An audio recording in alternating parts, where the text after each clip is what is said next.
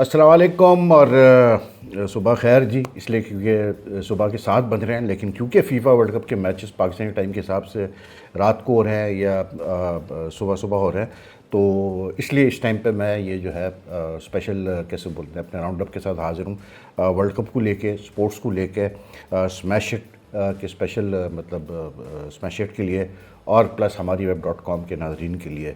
और कल रात 2 बड़े अहम मैचेस हुए हैं वर्ल्ड कप के, और मतलब दोनों मैचेस में एक एशियन टीम इन्वॉल्व थी, एक एशिया से टीम इन्वॉल्व थी, और कैसे बोलते हैं अपना एशिया से भी आप नहीं कहेंगे, आप कहेंगे मिडिल ईस्ट से इन्वॉल्व थी, और एक अफ्रीका से इन्वॉल्व थी।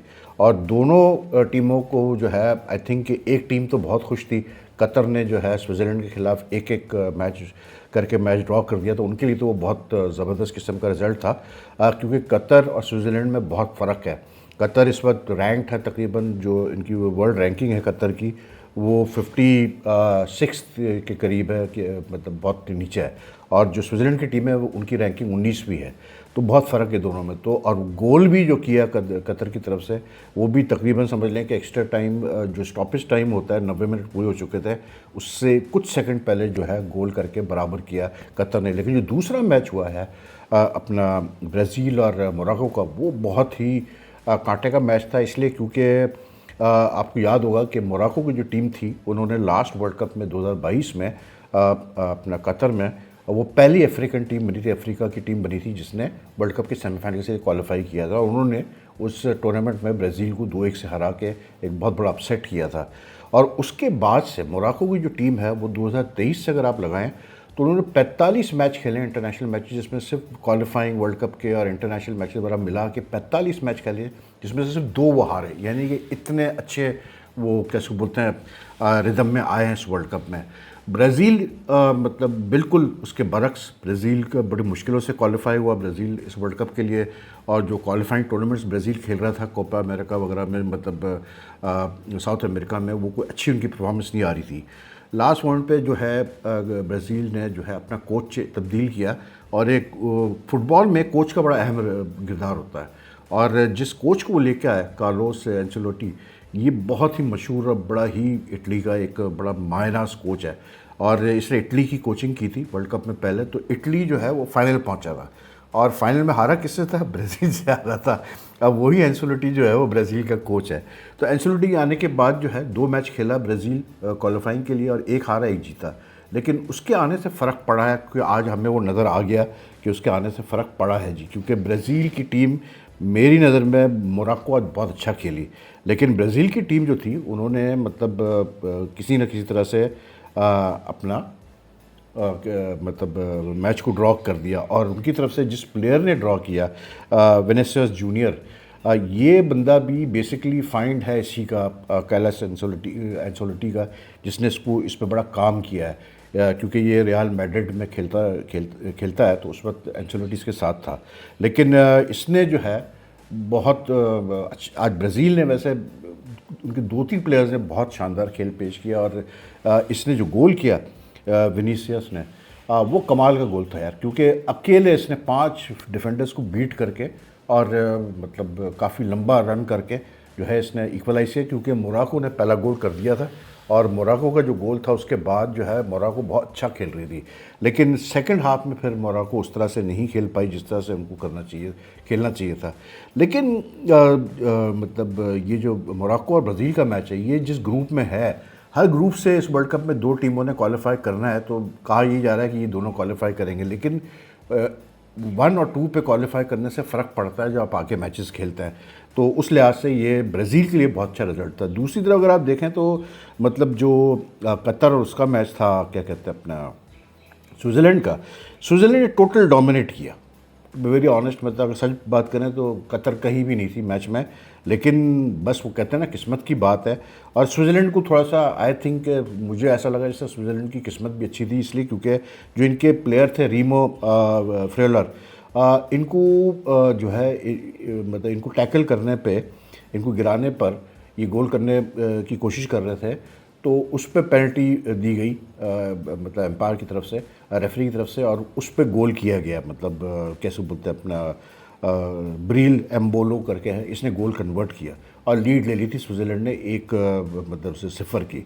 लेकिन अब सवाल ये बड़ा पैदा हो रहा है कि जी क्या ये मतलब ऑफसाइड था जिस वक्त जो है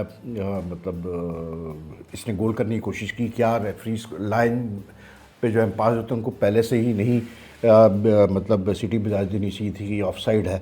ये सारे अब सवालात आ रहे हैं। अब मज़े की बात ये है कि जो फीफा ने जो ये ऑफसाइड सिस्टम, ऑफसाइड को पकड़ने के लिए एक ऑटोमेटेड सिस्टम वीआर का इंट्रोड्यूस कराया है, तो वो अगर सिस्टम भी गलत काम कर रहा है तो भाई फिर तो बड़ी हैरत की बात है। लेकिन जो ज़्यादातर जो फॉर्मर प्लेयर्स वगैरह हैं वो यही कह रहे हैं, जर्नलिस्ट है वो कह रहे हैं कि जी ऑफसाइड था स्विट्ज़रलैंड का प्लेयर, और इसको मतलब ऑफसाइड जब था तो वो सवाल ही पैदा था गोल मतलब उसको पेनल्टी देने का। लेकिन जो कतर के गोलकीपर थे महमूद अबू नादा, क्या खेला ये बंदा यार।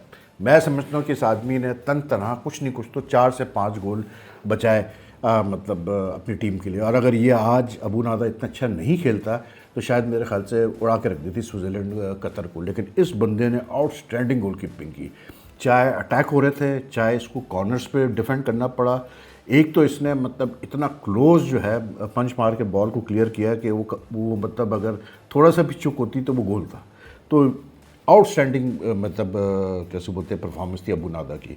तो बहरहाल 2 अच्छे मैचेस हुए हैं। और आपको पता है कि इससे पहले जो होस्ट कंट्री है कैसे बोलते हैं, जो 2 होस्ट कंट्रीज़ हैं, एक तो होस्ट कंट्री मैक्सिको ने तो ओपनिंग मैच में ही मैच जीत लिया था अपना साउथ अफ्रीका के खिलाफ। लेकिन उसके बाद जो बाकी 2 होस्ट हैं इस वर्ल्ड कप के यूएसए और कनाडा, उनको भी बड़े अच्छे रिजल्ट्स आए इस वर्ल्ड कप में। यूएसए ने तो पैराग्वे को बड़ी बुरी तरह मारा है 3 गोल से। और यूएसए जिस तरह खेली है, लग रही है कि ये टीम बहुत अच्छी टीम है क्योंकि होम ग्राउंड पे खेल रही है और इनको सपोर्ट है मतलब बड़ी ज़बरदस्त किस्म की।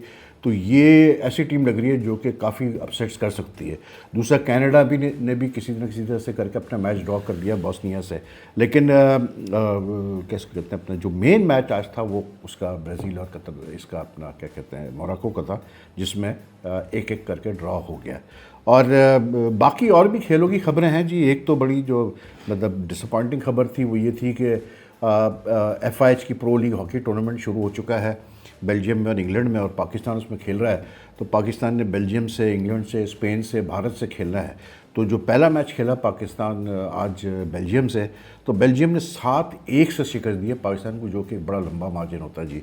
तो थोड़े से अफसोस हुआ। हालांकि जब सेकंड हाफ बेल्जियम ने पहले हाफ में गोल किया और जब सेकंड हाफ स्टार्ट होते ही उसके थोड़े मतलब सेकंड हाफ में ही पाकिस्तान की तरफ से वहीद राना ने बड़ा अच्छा गोल करके 1-1 कर दिया था। मतलब एक स्टेज पे 1-1 था, लेकिन आखिरी क्वार्टर में जाके जो है कोई 4 गोल मारे हैं इसने बेल्जियम ने। तो 7-1 का रिजल्ट अच्छा नहीं है क्योंकि इस मतलब FIH प्रो लीग के बाद आपने जो है वो क्या कहते हैं वर्ल्ड कप भी खेलना है। मैं पहले भी कह चुका हूँ कि देखें जो इन्होंने टीम मैनेजमेंट भेजी है मतलब नहीं बनती बात। चाहे मतलब वैसे मंजूर हसन साहब हो गए, ख्वाजा जुनैद वगैरह, ये बड़े प्लेयर रह चुके हैं अपने ज़माने के, सब कुछ अपनी जगह। लेकिन ख्वाजा जुनैद ने तो इतने ही चांसेस मिले उसको कोचिंग करने के और वो कभी कामयाब नहीं हुआ।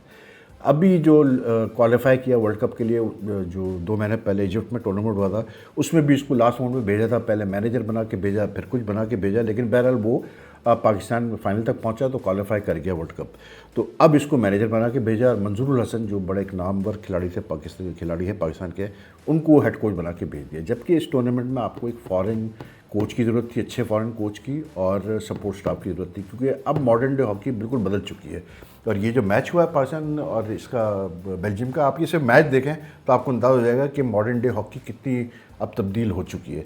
बाकी विमेंस वर्ल्ड कप में आज पाकिस्तान और भारत का मैच है जी बर्मिंघम में एजबैस्टन पे। तो बड़ा ज़बरदस्त मैच होना चाहिए वर्ल्ड T20 कप का, तो मज़ा आएगा देखने का। लेकिन वैसे जो रिजल्ट्स आया वर्ल्ड T20 कप में कल, वो उसमें काफ़ी मतलब एक तो ऑस्ट्रेलिया ने साउथ अफ्रीका को बहुत ही आराम से मारा, जो कि अनएक्सपेक्टेड था, क्योंकि साउथ अफ्रीका पिछले 3 ICC के पिछले 3-4 साल में 3 ICC के फाइनल इवेंट्स खेल चुकी है। तो वो काफ़ी फेवरेट्स थे कि वो मतलब ऑस्ट्रेलिया को हरा देंगे, कि ऑस्ट्रेलिया के अब कुछ प्लेयर्स भी अब रिटायर हो चुके हैं, जैसे ईन हेली जो उनकी बहुत पुरानी प्लेयर थी वो भी चली गई है, और भी 1-2 प्लेयर्स चले गए, लेकिन उसके और कुछ प्लेयर्स इंजर्ड भी है। लेकिन ऑस्ट्रेलिया ने बहुत आराम से मारा। और फिर उससे पहले एक जो बड़ा अपसेट हुआ वो हुआ जी के कैसे बोलते हैं अपना न्यूजीलैंड, जो कि डिफेंडिंग चैम्पियंस है वुमेन्स T20 वर्ल्ड कप में, उनको शिकस्त का सामना करना पड़ गया वेस्ट इंडीज़ की तरफ से। और वेस्ट इंडीज़ की जो जीत थी उसमें मतलब उन्होंने 167 को चेस करने थे और बड़े आराम से उन्होंने मतलब एक्साइटिंग मैच था कि आखिरी गेंद पे जाके क्या कहते हैं वो रिज़ल्ट आया उस मैच का। लेकिन जो एक फीलिंग थी कि न्यूजीलैंड शायद इस टूर्नामेंट में इतनी स्ट्रांग नहीं है, पिछला मतलब डिफेंडिंग चैंपियन होने के बावजूद भी वो शायद चीज़ सही निकली। तो एनीवे ये तो था स्पोर्ट्स राउंड अप। लेकिन मैं हाज़िर होता रहूँगा आपके साथ, और भी हम प्रोग्राम्स करने की कोशिश कर रहे हैं बल्कि वर्ल्ड कप फुटबॉल के हवाले से, तो वो भी आप देख रही है स्मैश हिट पर और हमारी web.com पर। तो ये राउंड अप भी जो है होपफुली आपको पसंद आएगा। अपने कमेंट ज़रूर छोड़िएगा कि कैसे लग रहा है आपको, ये राउंड अप कैसे लग रहे हैं sports round up smash hit पर और हमारी web.com पे, तो इसको हम और बेहतर कर सकें और कुछ एक्सपर्ट्स वगैरह को भी हम कोशिश कर रहे हैं अपने साथ ला के बैठाएँ।